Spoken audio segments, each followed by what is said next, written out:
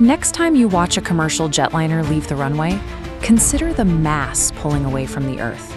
We are looking at hundreds of thousands of pounds of metal and fuel suspended in the sky by a force we often take for granted. The standard textbook equation taught to student pilots and grade schoolers to explain how it stays up there is completely, demonstrably wrong. Welcome to the subject, history. We take the boring, background objects of daily life and dig up the stories hiding underneath. Today's object is the airplane wing and the specific mystery of what actually happens to the air rushing around it.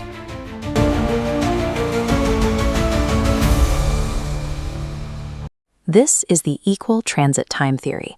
It shows air splitting at the wing's front. Since the top path is longer, that air speeds up to catch up with the bottom air. This faster air creates lower pressure, lifting the plane. It sounds perfectly logical. It is also a complete fabrication that millions of people unknowingly believe. Wind tunnel footage dating back to the 1920s proves this mechanism is entirely made up.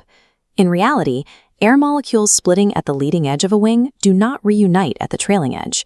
The air traveling over the top of the wing reaches the back significantly faster than a simple race to catch up would require. The misunderstanding is so widespread, NASA had to update its education materials to specifically debunk it.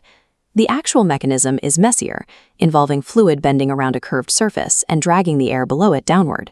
The Wright brothers pioneered the mechanics of the flying machine, but they were working within a scientific community that still lacked a consensus on lift. Their success at Kitty Hawk proved that a powered machine could stay aloft, while the mathematical fight over how that lift worked continued in labs and universities for decades. Modern flight emerged from two distinct histories: the engineering of the airframe and a 2-century-long argument over the equations of fluid dynamics. The root of the physics goes back to the 1750s, to Swiss mathematician Daniel Bernoulli, who was studying how water moves through pipes and rivers. Bernoulli established a factual principle: as a fluid speeds up, its pressure drops. The problem started in the early 20th century, when enthusiasts grabbed Bernoulli's real physics and bolted it onto the fabricated catch-up theory to sell it as settled science. Bernoulli never made these aerodynamic claims, but his name remained attached to the error for generations. While the public learned the myth, aerodynamicists like Ludwig Prandtl were fighting over real fluid dynamics.